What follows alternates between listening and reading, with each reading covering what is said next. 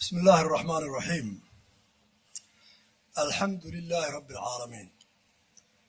إلهي بaa mahad leh maanta inagu simay inaynu isugu nimaadno xafladan aynu ku daahfurayno wejigii koobaad ee ballaarinta dekadda berbera.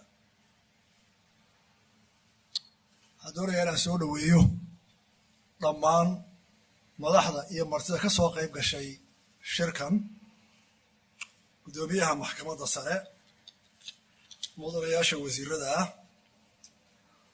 baarlamaanka iyo guurtiida inta ka joogta, axsaabta qaranka guddoomiyaashooda labaduba joogaan, wafdiga ethoobiya ay ka mid yihiin labada wasiire axmed shide iyo gabadha wasiirka gaadiidka ah, wafdiga ka socda DB World ee uu hogaaminayo guddoomiyaha DB World Axmed Suldaan, wafdiga Kenya ee ka socda ay ka mid tahay xildhibaanka ama MPga Raila Odinga gabadhiisii ama inantiisii ay hogaaminayso oo ah saaxiib weyn oo Somaliland, Prime Ministerkii hore ee Guinea Bissau. dhammaantiin waxaan kusoo dhoweynayaa ka qaybgalka xafladda lagu furayo fayskii koowaad ee magaalada berbera. maanta waxaa maalin weyn oo taariikhi ah oo u ah dadka Somaliland iyo geeska Afrikaba, iyadoo oo aynu u goobjoog ka nahay furitaanka ballaaran ee lagu casriyey dekedii berbera oo ay maalgelisay shirkadda DB World ee ay leedahay dowladda imaaraadka ee carabta. waxaa kale oo suurto gelinaysaa arrintaasi ma aha oo keliya in dekedii la furay ee waxay ka dhigaysaa Somaliland dal hogaamiya shaqada dekedaha, noqdana goob baayac mushtar oo u dhiganta Singapore ama Dubai mustaqbalka soo socda. hawsha inoo qabsoontay waxay kor u sii qaadaysaa horumarka dhaqaalaheenna, soo jiidashada maalgashiga caalamiga ah iyo shaqa abuurka dalkeenna. waxaan uga mahadnaqayaa dowladda imaaraadka carabta oo ku dhiiratay inay adduunka intaa la geliso dalkeenna Somaliland, iyada oo wakhtigaa ay dowlado badan ay ka hor yimaadeen oo duufaano coladeed ku kiciyeen in aan la dhisi karin dekedda. waxaa si gaar ugu mahadnaqayaa Suldaan oo u dhabar adeegay culays kasta iyo cadaadis kasta oo kaga yimid dowladaanu jaar nahay si loo joojiyo in la bilaabo dhismaha. aad iyo aad baan ugu mahadnaqayaa Suldaan, DB World iyo madaxda dowladda carabta.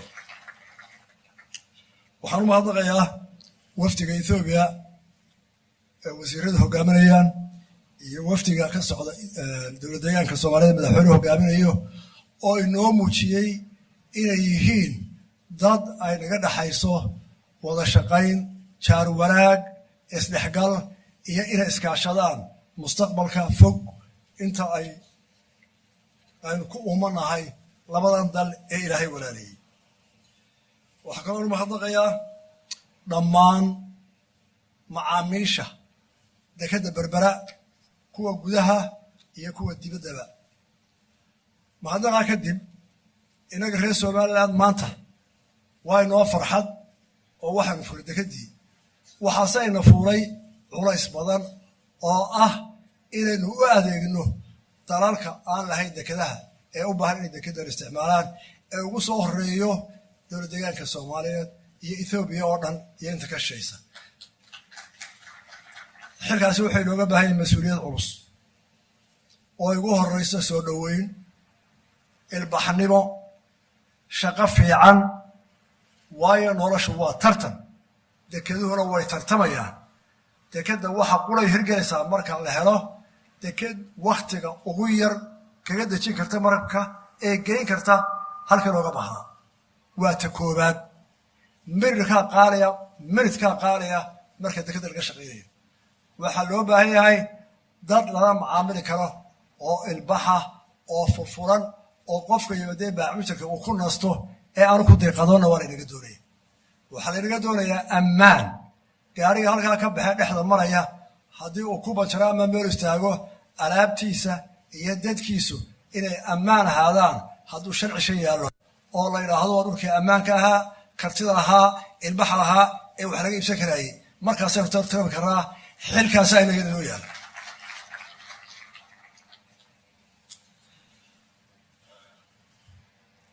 Distinguished delegates, ladies and gentlemen, welcome you all. Today we are celebrating another key milestone of Somaliland's progress toward this economical development. As we are inaugurating Berbera Port Phase 1 expansion and the groundbreaking of Berbera Free Economic Zone.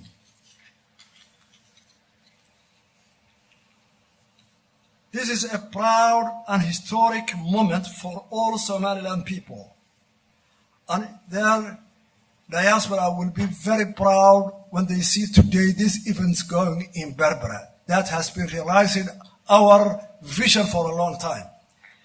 We want to thank and to remember our President Ahmed Silayo, who has innovated that idea, and we are continuing his vision and idea to complete this action. With the expanded port, along with the free economy zone and Berbera corridor, we are now firmly positioned to further develop and grow out our economy throughout and increase trade, attracting foreign investment and local investment. I would like to thank the United Arab Emirates government for their support of Somaliland infrastructure section, ports, airports, and corridor. Somaliland and United Arab Emirates have a good relationship on development and cooperation that we want to further strengthen it. I would also like to thank the Ethiopian delegation for their participating in this historic moment, and that clears us they will be our customers and the customers of Berbera. I would also want to thank for the president of the Somali regional government of Ethiopia that he will be the first customer to Berbera, and we are welcoming you for special session. I would like to thank all customers of Berbera,